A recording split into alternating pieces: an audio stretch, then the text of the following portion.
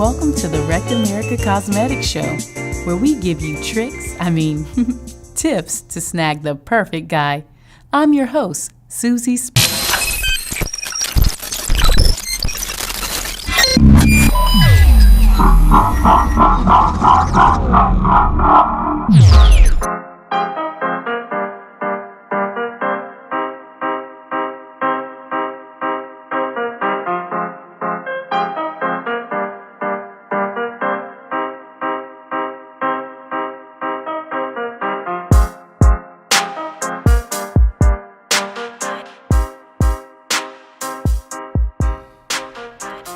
Welcome to Wrecked America, where the bullshit don't fly and the truth is the only thing that'll set you free.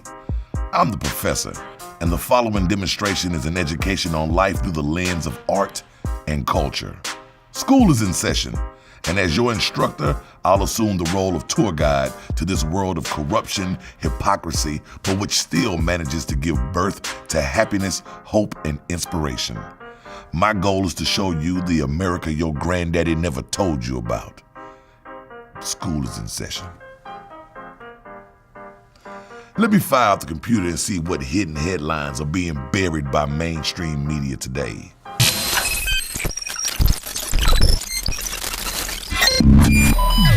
First headline: man serves 60 years bid for selling 3 pounds of weed. Cannabis is now legal in his state, and he's still locked up. This story comes to us from The Source, written by N.D. Smith on May 10th, 2019. The cannabis laws in America are unfair and racist. Don't believe that? Consider 67-year-old Michael Thompson serving a 40 to 60-year bid for selling 3 pounds of weed to the manager of a car muffler shop in Flint, Michigan, back in 1994. Homeboy Coppin happened to be a police informant. Out of his sentence, he already had served 25 years in prison, while the entirety of his crime is not the intent to sell marijuana, but also a few gun charges, from detectives going into his home and confiscating them off his property. All of the charges link back to the initial weed sale, which is a non-violent offense. Thompson went to jail when he was 32 years old. According to Next City, since he has been locked up, his mother has died. His mother's last wish before dying was that her son not die in jail. She reached out to a family member who's a congressman in Michigan to help. But as of today, there's no movement. Well, there is some, but for the state. In the state of Michigan has a recreational marijuana law, officially known as the Michigan Regulation and Taxation of Marijuana Act, that went into effect of December 2018. Proposal 1 made Michigan the first Midwestern state to legalize recreational marijuana. But there are caveats to this legal action. Even though you are a 21-year-old and can smoke it, you can even grow it, but you cannot sell it or buy it.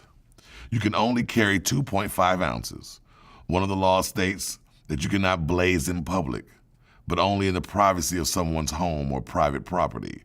This law is not that odd. It's very similar to the law in Michigan that forbids you from drinking alcohol in public.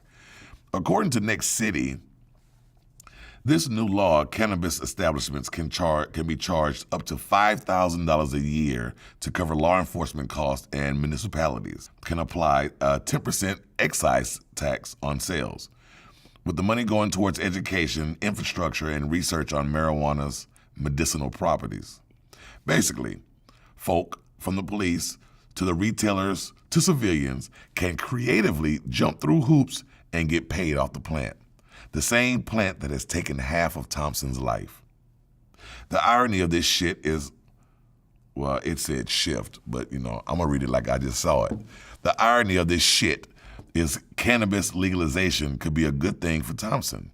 Maybe if the laws expand just a little bit more, he may see the light of day.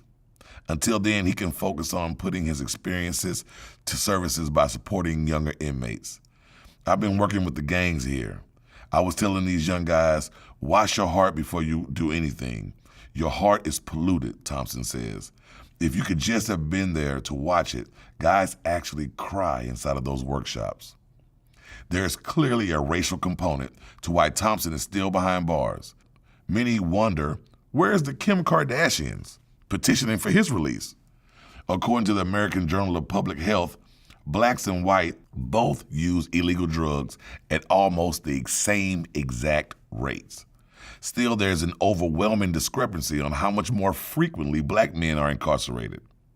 The stats say that they are locked up 13 times more than white men for comparable drug offenses, which is mind-blowing when you consider that this country has 5% of the world's population, and the prison industrial complex harbors 25% of the world's incarcerated people. Let that sink in. Next hidden headline. All right, we're going to keep it rolling. Now, look here. Our next story comes from the source as well. Chris Darden steps down as lawyer for Nipsey Hussle's alleged killer. This story was written by Miss Two B's on May 13th for the source. Chris Darden filed a motion to withdraw from defending the man who Los Angeles authorities believed gunned down Nipsey Hussle. Darden, who is infamously known for his role in the O.J. Simpson murder trial, says that his family has been receiving death threats since he took the job and cites that his withdrawal is for personal, undisclosed reasons. You guys have been awfully good to me and my family. Thank you.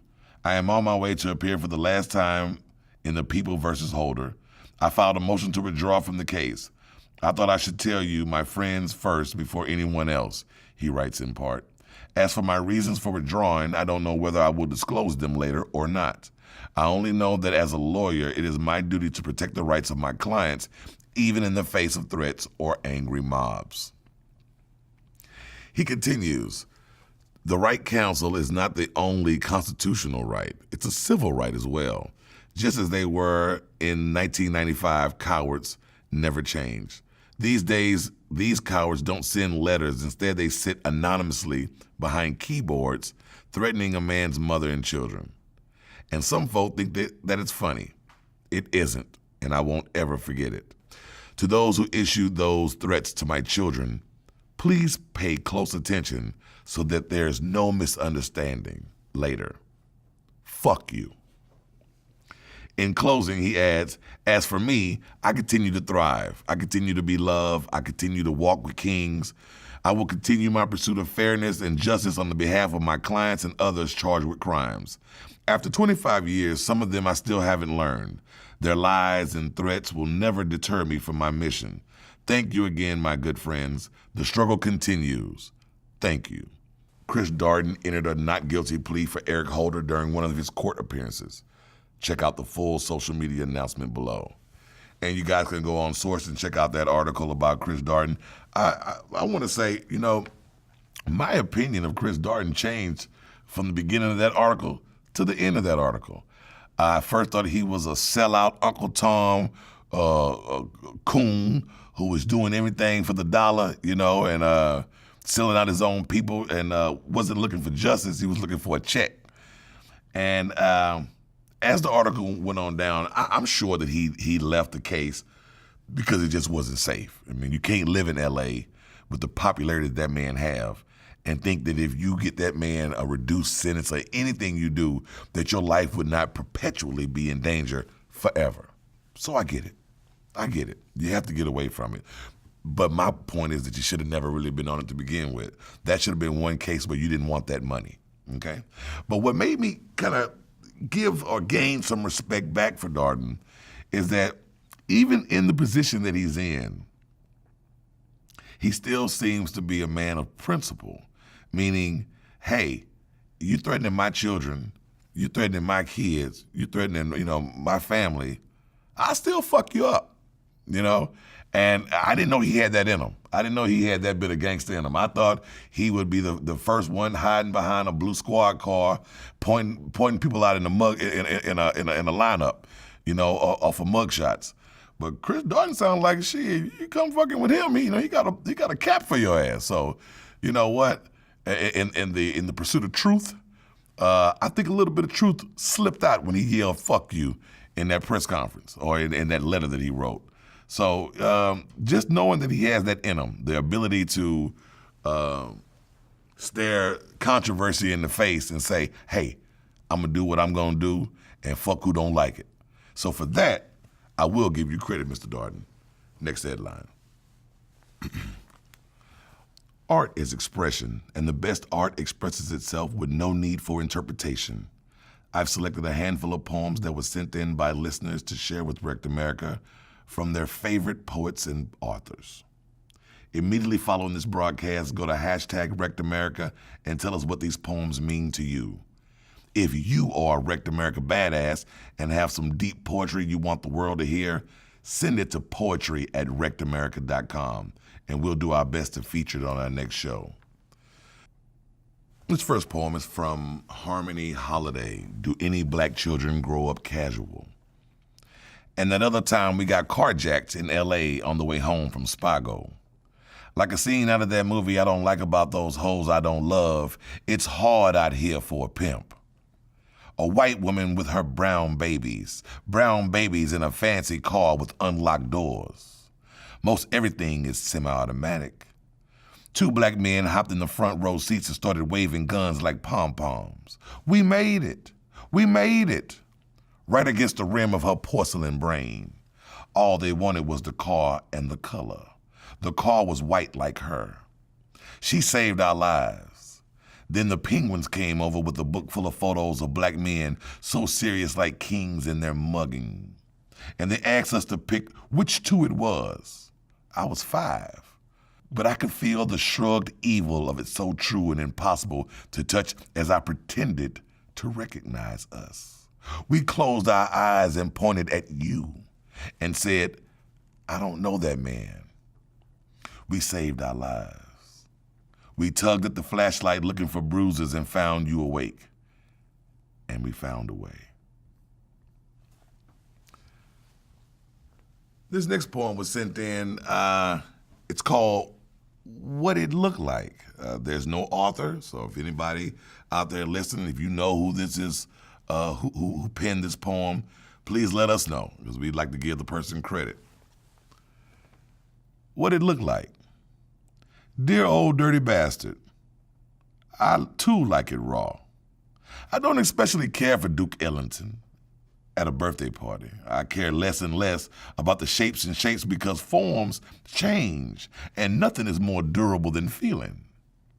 My uncle used the money I gave him to buy a few vials of what looked like candy after a party where my grandma sang in an outfit that was obviously made for a West African king. My motto is, never mistake what is for what it looks like. My generosity, for example, is mostly a form of vanity. A bandana is a useful handkerchief, but a handkerchief is a useless-ass bandana. This only looks like a footnote in my report concerning the party.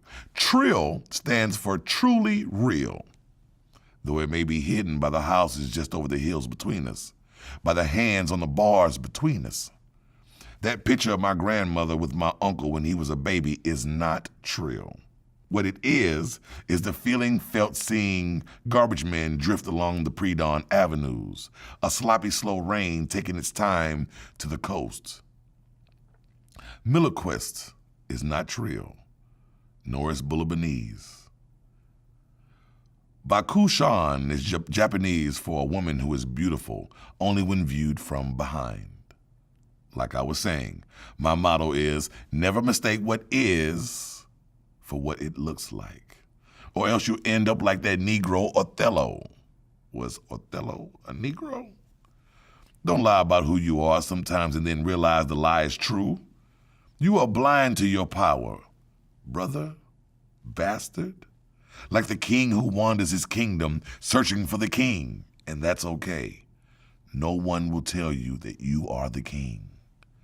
No one really wants a king anyway. Tune in next week where we talk about which eyelash extensions to use and which ones will leave you blind. Thanks so much for tuning in, and we'll see you next week.